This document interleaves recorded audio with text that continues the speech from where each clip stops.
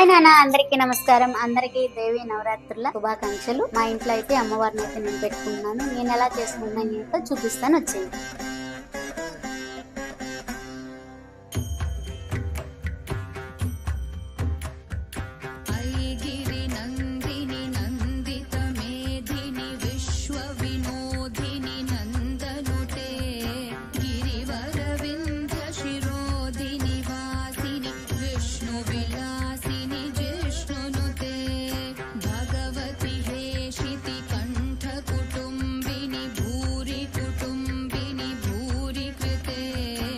నా పూజ అయితే అయిపోయింది. నేనైతే ఇలా చేసుకుంటాను.